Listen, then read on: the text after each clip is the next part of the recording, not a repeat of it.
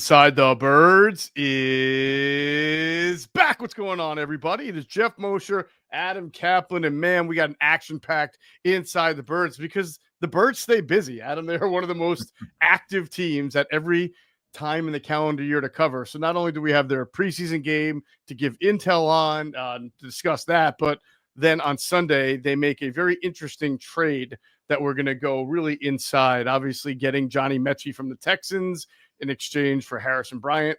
We'll get into all the particulars of that. But, you know, even as we go through that, then bam, camp is going to pick right up. And before you know it, the third preseason game and then the cut down date is going to be upon us. And that's the way it goes in training camp. Yeah.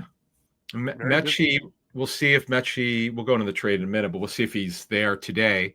Because they play Friday, walk through Thursday, practices Monday, Tuesday, and Wednesday. So he'll get some practice time in. And then the question is, what could it give him a package of plays for Friday's game? They kind of got to get to know him very quickly. But yeah, that was interesting. Another trade with the Texans, man. NickSirianni and Howie Roseman. The way it works is, folks, teams have trade calls this time of year because they try to see, okay, who's available, who are you cutting? You might ask about a player because you know that guy's a third stringer, or like with Metchie's case, it was very questionable whether he was going to make the team. Harrison Bryant almost certainly wasn't going to make the team. So, and we'll get into why both teams made it and all that, what we think, what we've heard, cash and stuff like that. But it's always interesting, you know. It's extremely minor trade, but John Metchie was a second-round pick. I know it's been a long time ago, and there's been some problems, but really good person. It's a shame, you know, he had to go through what he went through health-wise, but he's doing great from what I understand, and we'll see what happens here. But, yeah, certainly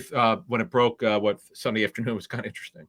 Yeah, definitely interesting and par for the course for the Eagles. Just a few notes before we get started. Obviously, we'll have our Ask ITB live stream for our great Patreon members this week, Wednesday, 8 o'clock. So we'll get to preview the preseason game, the preseason finale in that with our Patreon members. And yes, Ask Greg Cosell will be coming soon. We'll have Ask Greg Cosell is just a wonderful show for our Patreon members where they get to personally ask questions each week to Greg in a chat room and have Greg answer them based on his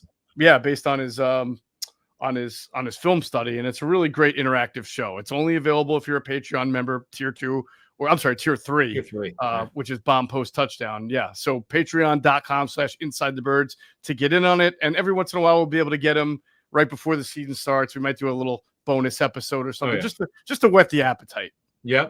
People are dying. They keep asking. We're like, hey, you know, we just talked to Greg. He's called me 3 times. I'm chomping at the bit. I'm watching the preseason tape. I know. Okay. It's great. We get you back. So yeah. So if it's you want to get that, Greg enjoys doing it as much as our listeners and viewers do, our Patreon members do. Yeah, and what he says is every once in a while they ask a question where he goes, you know what, I may not have seen that, and he'll go back and watch the tape. So get it all. Get our shows commercial free. Get Discord with other members. And by the way, that we did two special live streams during halftime of the first 2 games, and people showed up. I wasn't sure if they showed up at 2:25 Eastern on Saturday. They showed up. It was actually a pretty good crowd. Yeah, that's great. You know, the interest right now, it's sky high. Everybody loves preseason. Everybody loves training camp, and they love figuring out those bottom roster spots. So, and we've got a couple of weeks here left. So we'll talk about the preseason game and what that showed us as well. The Metchie trade. So let's get it. The funny, if you're being a cynic or you're just like making fun of a mid-camp trade, you're like, oh, this is let's trade our guy who's not going to make our roster but might make yours for your guy who's not going to make your roster but might make ours. But the reality is, I mean, we were talking about this from a Harrison Bryant standpoint last week. We were sort of like, why is he even running with the twos? Because in camp, he's not even doing that.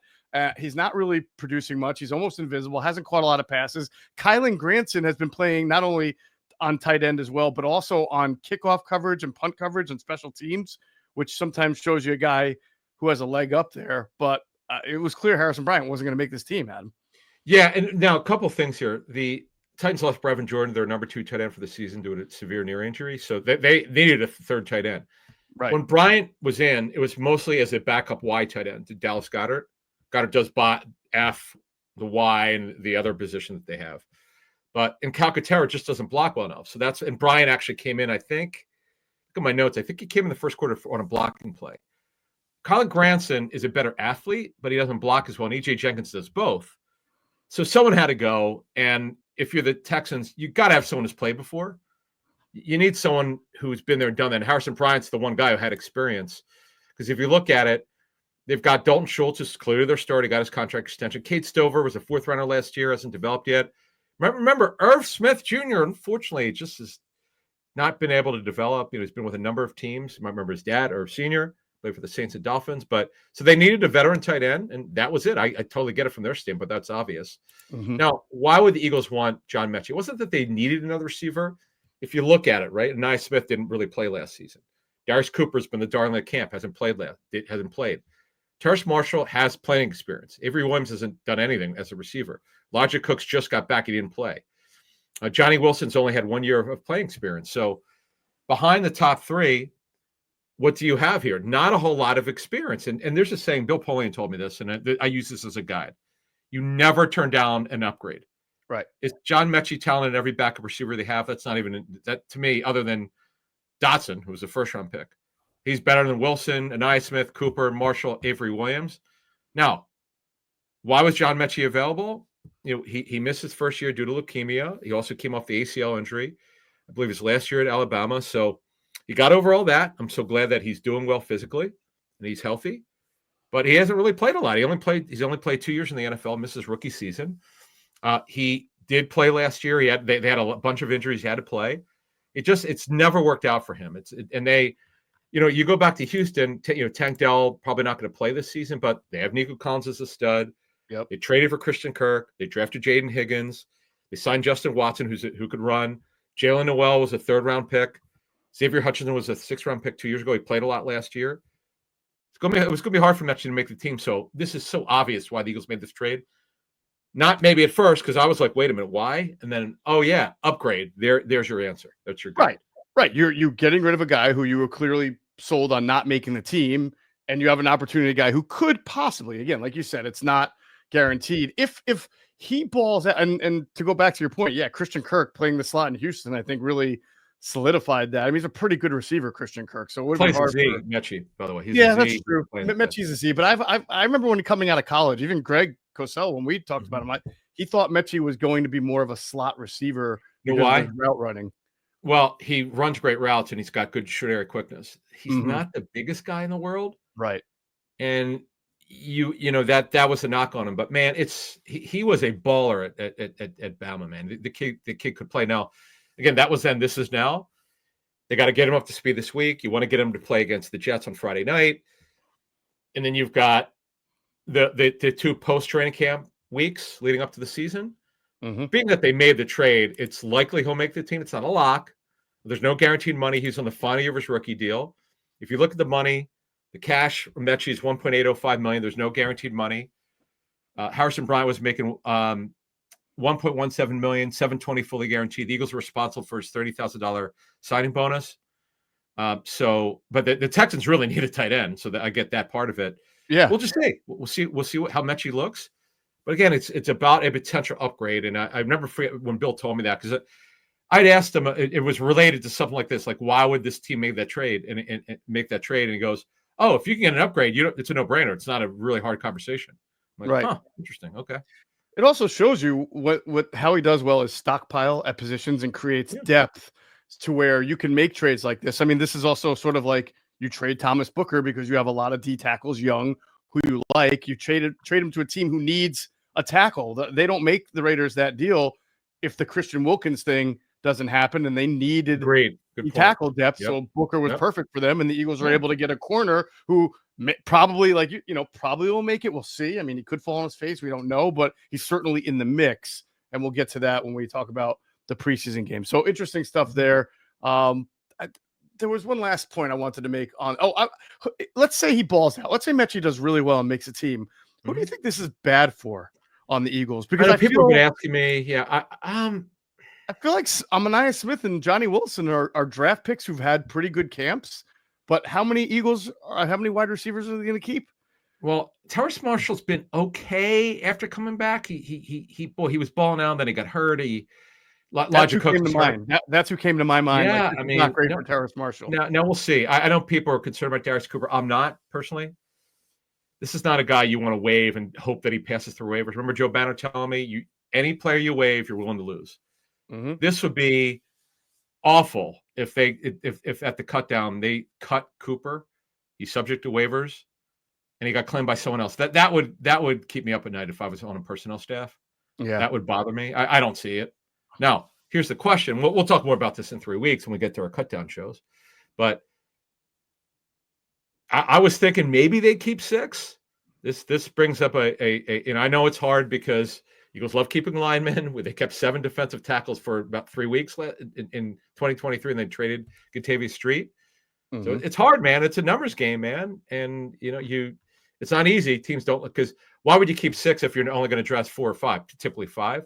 Well, right. I mentioned this about Darius Cooper. Remember, Metchie's contract's up. Dotson's contract's up after the season. Marshall's on a 1-year deal. Every Williams is a 1-year deal. Where are you going past the season as a backup receiver? They have nobody. True. You always have to think forward. Always think forward. Yep, definitely. So now Metchie becomes what how many guys from Alabama do they have on this team at this point? 1, 2, fourth guy from Alabama. You got Devontae Smith. You got Landon Dickerson. You got Tyler Steen. And I consider JalenHurts Oklahoma, but everybody considers he's like the only player that people do that for. Oh, he's Alabama. Right, exactly. Right. Every other player who's been to like 2 or 3 school, whatever, you always say he came from the like we don't say Lance Dixon's at Penn State or he came from Toledo, right? Right. Yeah. Well, Dixon was with 3 schools, but Steen didn't play with him, but Dickerson, I looked it up. Smith and Dickerson did. Right. So yeah, and I'm sure Jalen knows him. So this is interesting. He's a really good kid, Metchie. So based on the notes that was sent to me, let's see. One of the top Z receivers for the 2022 draft, second round and 44th overall, 5'11 and a quarter, 190. Not frail, but not thick. Mm-hmm. So that's why some people thought he might have to play inside. Known for route running, hands, not sudden, but more quicker than fast.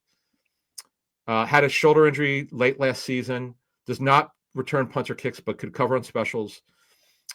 Played, I think he led them in snaps for the first 2 preseason games at receiver and led them in yards. So, right, he's an interesting player. We'll see what happens. I love this is a smart Howie trade. Nothing to lose. So, by the way, the official trade was, assuming he passes the physical as expected, Metchie, Eagles get Metchie and a 6th-round pick for next year, and Harrison Bryant, and they give a 5th-rounder for next year and Harrison Bryant. So they lose a round, big deal. They still have 13 picks, or they're projected to have 13, is how he said. Right. And by the way, those picks were the picks that they had already traded each other as part of the C.J. Gardner-Johnson trade. They're Crazy. It's almost like they were being like, so the Kenyon Green thing didn't work out. So why don't we just give our trades back? Funny. That's just ridiculous. But it is what it is. And I'm like, Eagle fans should be excited about John Metchie. You have nothing to lose. Right. I understand. Once you get to the NFL, what you did in college doesn't matter. But he was a 2nd-round pick, and he's got a lot of urgency here because he's on the final of his rookie deal. He's just trying to make it. So we'll see. And again, before we move on here very quickly, Eagles have 6 tight ends here. Will they keep 3? That's the question. Yeah. All right. So that's good stuff. I am excited too because I really I really enjoy watching like the great route runners of the league, and Metchie is very good with his feet. That you mentioned, it's short area quickness, good routes. It's because a lot of times guys who project to be a slot or even a move Z, if they think you're more slot, don't go that high in the 2nd round. But he was a guy who could. I remember Scott saying he could play on the outside as a Z, and that he was really an elite mover, like fluid mover, and could get himself open, and that's why he got drafted that high. So you're right, nothing to lose, and if he's healthy and he's strong and fits in, he can make some noise here. He's got plenty of time with still 3 weeks to go. Yep. All right, let's get into what we know about the second preseason game. It was not a very pretty game. In fact, I feel like this is the 2nd time the Browns and Eagles have played one of the ugliest preseason games I've ever seen in my life. If you would have told me the Eagles would not get 100 total yards in this game, I would say, come on, but they did not. They did not even generate 100 total offensive yards. The quarterbacks were not great. I know a lot of people like to say, well, they're behind the 3rd string offensive line. Well, yeah, but they're also going up against, 2nd and 3rd stringers by the second half anyway. It's just it was not a. I think the issue with DTR, Adam, even though he had some really nice camp practices, now you've got him in a game environment. Now you've got him seeing a different defense, and his pocket poise and awareness, or lack thereof, really stands out in these moments. Because if he could just sort of climb a little bit, I mean, his arm is nice. He can make throws, but he will crumble when that pocket starts to pinch around him. And you saw some deflected passes and just some skittishness there. It was ugly. Yeah. The coaching term is feel it, don't see it. We used that one for years. Somebody gave me. I think it totally encapsulates what you just said. You have to play. You have to have a sense of timing. Okay, I better get rid of it or else. Mm-hmm. And you don't want to ever see the rush. You want to feel it. And he just didn't do a good job of it. McCord had the touchdown pass. Of course, Nia Smith had to reach back for it. You want to put it out for him. That's a truth. That's where the pass was. But yeah, I didn't think McCord's touchdown drive was. It probably stuck out to people because he took over immediately, and then he goes downfield and they score a touchdown. But it wasn't like the most impressive drive. And you're right, that pass was thrown around. If anything, I thought that the touchdown catch showed the value of having a true slot like a Nia Smith, because unlike some preseason games where a team's not going to play that kind of defense against that kind of formation, that was a spread like 2x2, I believe. And you see this all the time. Teams play man in the low red zone because they really want to blitz a lot. And so when you have a Nia Smith in the slot on the left side, like he was in a man-on-man situation, he gets to run a two-way, and you saw him break quick out and then in and catch that slant. Those are the type of plays that teams beat the Eagles with last year when they got CJ Gardner-Johnson matched up against the slot receiver, right? Remember how we said CJ gave up about 5 or 6 low red zone touchdowns? So then he cleaned it up. Then he cleaned it up. But yes, they did. They moved. Obviously Cooper. He also did. Yeah, he did. Yeah. Although the Washington game, I think he got the second one, the one they lost. But either way, the point is that's the value of a Nia Smith, because if you put Johnny Wilson in the slot there, I think it's a little bit of a harder two-way go. You can use him on a fade, but that's a lower percentage pass than just a two-way go, bam, wide open like that. By the way, you remember how you said it was ugly? Do you remember that? What was super ugly about that game 2 years ago in Philly against Cleveland? Oh, man. It was the dreaded tie. Oh, that's right. Oh, but a couple things here. Tanner McKee had a pretty good game. He 10 for 18, 147, a touchdown.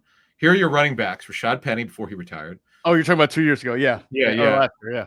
Trey Sermon, Kennedy Brooks. Kennedy Brooks. Oh my God. Yeah, I thought you like that. Tyree Jackson for another return for him. Joe Ngata was not in the league, I don't think. Greg Ward, one of the 50 times he was on the Eagles. Oh my God. Olamide Zaccheaus. Oh, here you go. Devin Allen, with his situation. Tyree Cleveland. There's some who is Arnold? D. Arnold. Who the hell is Arnold? Darius Arnold? No. Oh, I can see it. I don't remember his name. Oh, man. Dan Arnold, the tight end. Oh, the tight end. Yeah, the tight end. That's right. Wow. Deion Kane, I can't believe Ward was still on. So Brett Toth is becoming the Greg Ward of Julian Vanderbilt. I mean, I can't believe we didn't mention him. It's crazy with Toth. We never brought up Julian. Yeah, he was very good on Twitter on that. So yeah, look at our notes here. I thought this is interesting. Not that Dylan played a lot, but Shipley didn't play. He's the 2. Dylan's the 3. Only played 6 snaps in the first quarter. Pulled him. Montrell Johnson took over for Dylan. Had some nice runs. 1 6-yard run was nice. I agree. Just okay. Yeah. Yeah. They started 11 personnel. Wilson, Nias, and Cooper started. You mentioned Toth. Now here's the one that shocked me. I never saw Drew Kendall play left guard. At practice at left guard at all. But he did in this game. He played left guard, a little bit of left guard. Didn't he start camp as the 3rd-team left guard? I don't remember seeing it. Maybe you remember it. I don't remember seeing that. I talked to Toth was the 2nd-team center when camp started behind Cam Jurgens. Yeah, and Kennard was still on the right side. It's not Steen. Kenyon Green opened as the 3rd-team left guard. So I think Kendall was the 2nd-team left guard, if I'm not mistaken. But as soon as they got him repping at center, he kind of stopped that. Well, and remember, Keegan had been a left guard. Maybe you're right. I don't recall that. But here's the bottom line. I talked to someone in scouting with another team. So what did you have on Kendall? He goes, he's not a guard. He's a center. He will never make it a guard at this league. I'm like, that's strong. You already know this? He goes, yeah, that's what our scouting department. It's the guy. I guess the guy who's ever scouted him, and then whoever whoever else turned in grades. I just don't think he was functionally strong enough. I just saw it was weird because he's done a nice.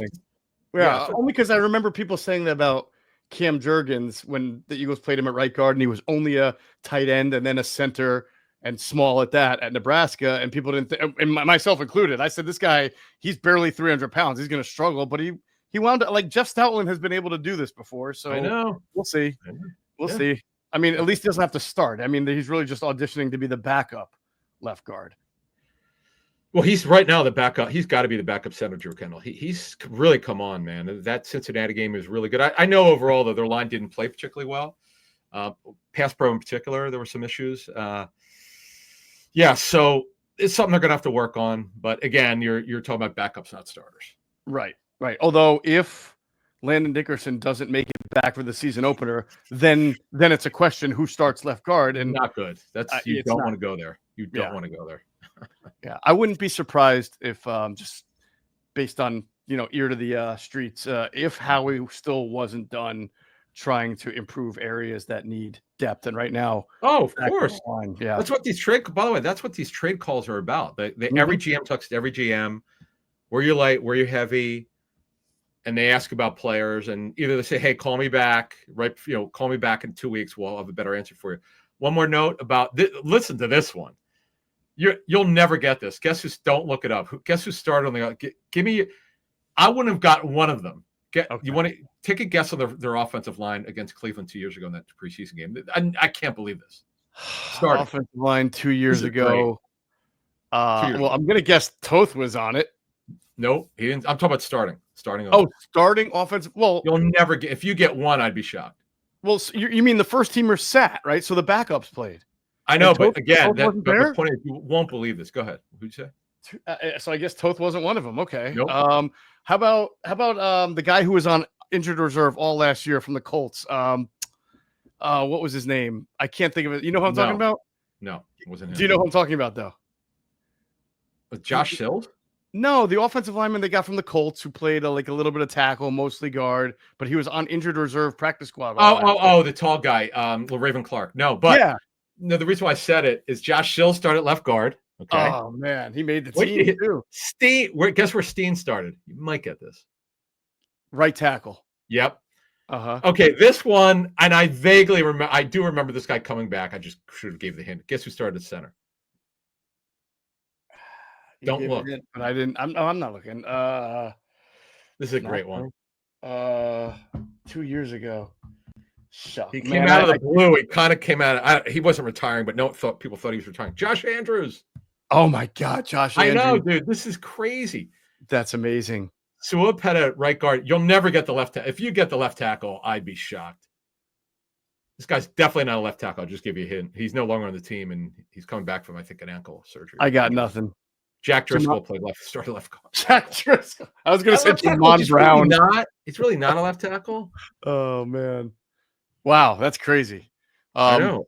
Needless to say, that might have been a deeper, though, offensive line than this year's version because Suapeta wound up making himself into a decent backup guard. And, we know Driscoll had plenty of starts in the league. Funny. That is really funny. Here are the backups real quick. Mm-hmm. One of our favorite names of all time, Cameron Tom, not Tom Cameron, Cameron Tom. Yep. Oh, your guy, Julian Good-Jones.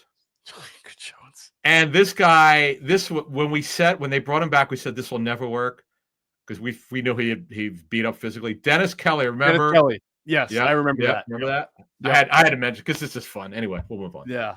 So I didn't think. Listen, the Browns played a lot of starters.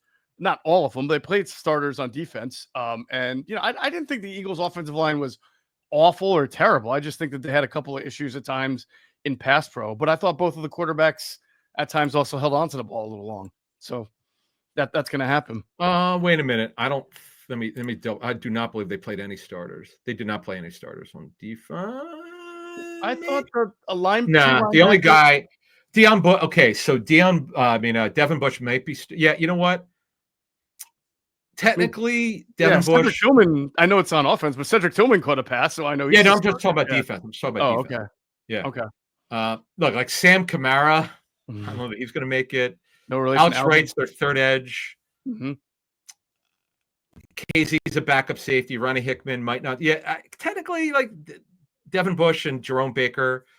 Right. Schwessinger's probably going to start anyway. Yeah, you could. Let's put it this way: some of their backups might be playing. Yeah, but offensively, Schlesinger is definitely a starter. He just needed. Yeah, but he didn't start. Right, he didn't start, but he also didn't play. Okay. No, in fact, if you look at the starters, Greg Newsome started, did not play. I'm looking at it. Schlesinger didn't play. Their offensive lineman didn't play. Right. But I knew that. Garrett, of course, didn't play. Harold Fannin Jr., why did he play? That was Mason Graham didn't play.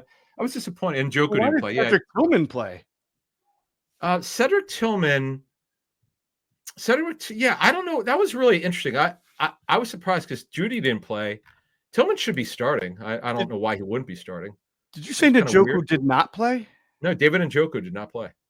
I must have got the uniform wrong because the play where Ojulari covered the tight end.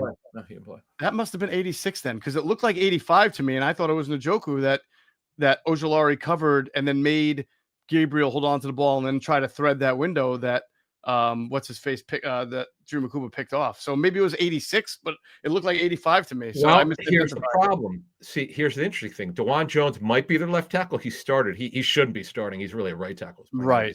They wanted him to get work. Clearly. Yeah, exactly. Like the Eagles did with Becton last summer. He was the one only starter to play on offense. Yeah. But yeah, it was it. Look, so we'll finish off with defense. Mm-hmm. Hall's fine. I'll come back for the shoulder injury. Thank goodness. Young and Robinson started. But Gabe Hall shows good for him. I'm so glad Clint Hurtt was able to reach him. That's what we talked about last year, was that the scouting term is he was low burn, low energy, needed to be pushed. Well, the light has gone on for this guy. He's got elite length. Good story so far. Young and Robinson started it. Young just came back from his groin injury. But one of the good stories of the game is Ojulari. Aziz had not looked particularly great this summer, but man, he had at least, look at my notes, at least 3 quality rushes, 1 sack. Mm-hmm. QRs are basically, if you get close enough, if you look explosive. He had one where he beat the guy, but the quarterback got rid of the football. Uche started, and then I'd say this before we move on from Ojulari. This needed to happen. He really needed, not saying they would have cut him, but you needed to see some explosives from him, and you certainly saw that. It was his Patrick Robinson moment, Adam, where he shook off all the being invisible of camp. Actually, Patrick Robinson was actually awful. Terrible. Ojulari hasn't been awful. He's just been invisible, but he certainly came through. Patrick Robinson was so bad. It was one of the all-time turnarounds in training camp. I'm like, wow, this guy can't play anymore.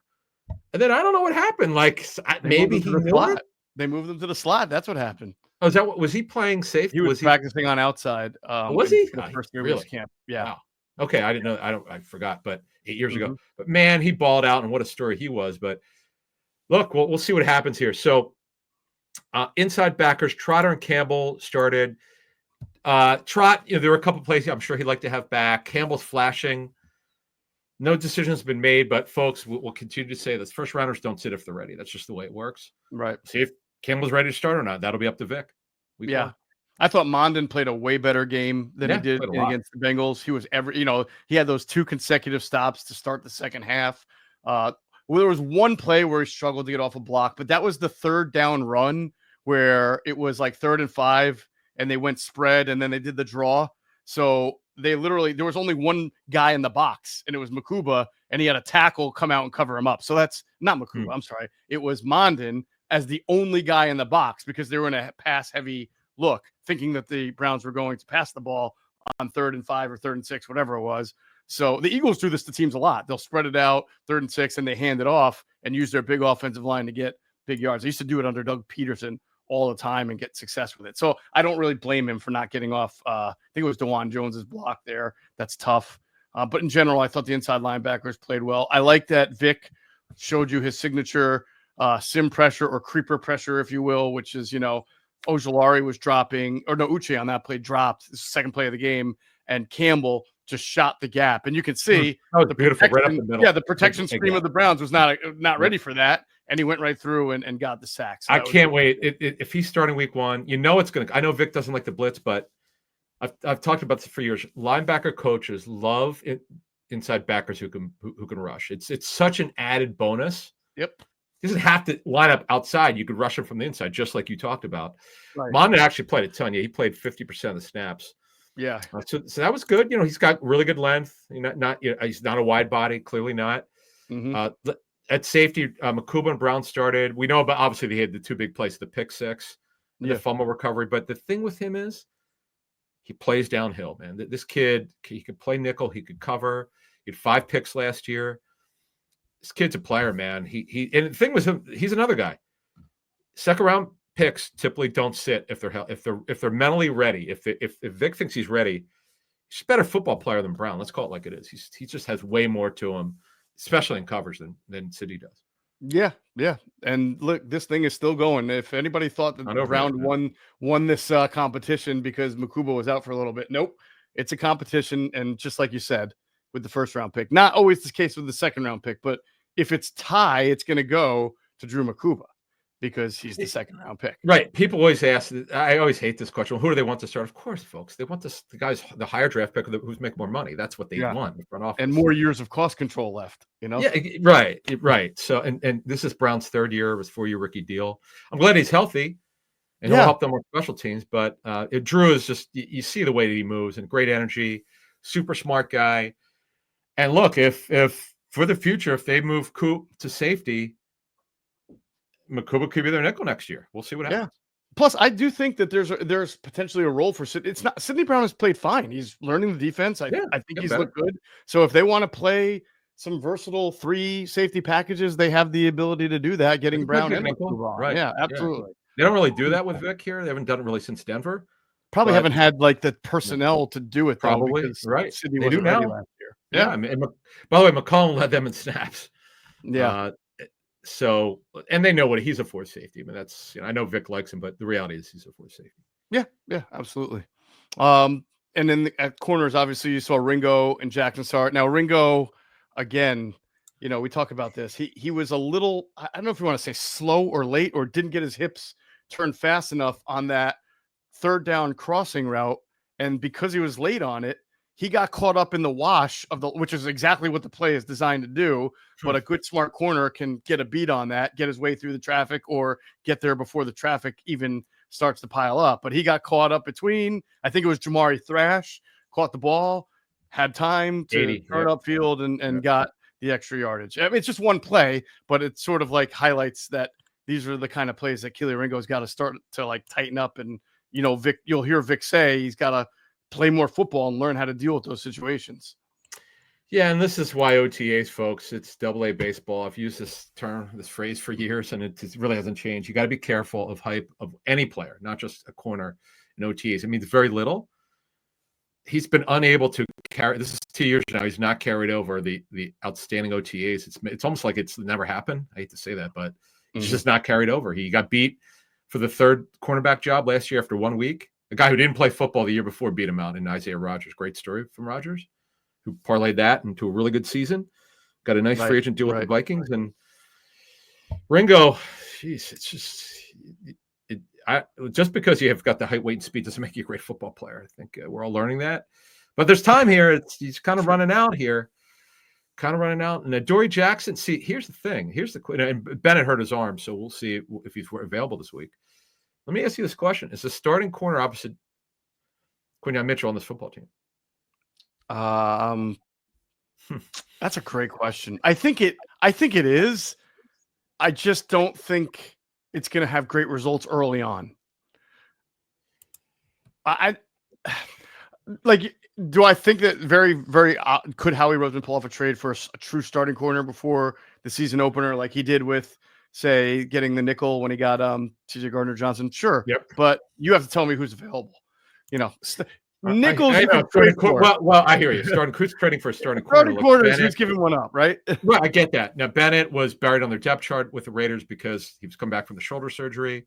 Right. And he's not, to be honest and fair, he's not like a proven starting corner either. He's right. He was on a bad team. So He did a good job for you. He got hurt last year, but yeah, I hear you. I know the way how he thinks. He's just not accepted. If it doesn't work, you're just not going to stand. You're not going to throw your hands up.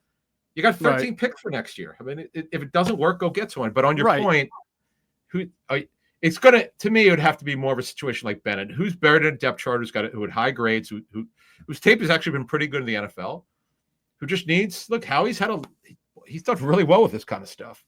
Yeah. It's just, you just never know, but I can't, he's not going to stand idly by. And obviously they're having these kind of discussions internally. And, this is what happens a couple weeks before the season starts. You start saying, okay, if this doesn't get better, what are we doing? Yeah. Now, some people were a little I guess surprised that Brandon Johnson got the nickel role. But if you've been following along, whether it's Andrew DeCecco daily or his notes or even us talking, Mac McWilliams is also getting cross-trained on the outside. Started to happen about a week and a half ago, maybe after the first preseason game, where they're giving him more outside looks, which Vic said he was going to do. He's evaluating him at outside and nickel, at corner and nickel. So obviously, if Mac McWilliams is not going to be playing nickel, then you need a nickel, and Cooper DeJean's not playing in this game in general. So Brandon Johnson's had a decent camp, by the way. I think he's actually showed some pretty good awareness and alertness and made some plays, but he's not going to make the 53. I mean, I just can't see that happening. Yeah, I agree. But it just happens to be next man up at that position. Yeah, and Mac McWilliams has been a really nice story. Who they've cross-trained a little bit on the outside. So that's pretty much it. By the way, one more note for you. I just think this is funny. 2 years ago, who started against Cleveland in the preseason game, almost all these players are gone. Derek Barnett gone. Zach Cunningham gone with Detroit. Mario Goodrich, I know who's working out. I don't even know if he's in the league. Josh Jobe, now he's revived his career well with Seattle. Zach McPherson, I think he was waived injured. I think he got hurt somewhere. He's waived injured. Terrell Edmonds and Kevon Wallace. So basically, in summary, what do we see? Gabe Hall showed up. It's been a good story development. Makuba showed up. It wasn't just those two plays. He's closing in on that job. Nothing official. Brown's still technically ahead, but Makuba's doing well. Ringo's got to pick it up. They may not have a number 2 corner right now. But overall, it's not the end of the world, people. It's a preseason game. Don't read much into it. It's all about the backups and development. We'll see what happens this week, by the way. They got free practice. Definitely. A lot going on this week. All right, that is going to do it for this episode of Inside the Birds, the leading podcast in Eagles intel. And as always, we thank you for flying with us inside the bird.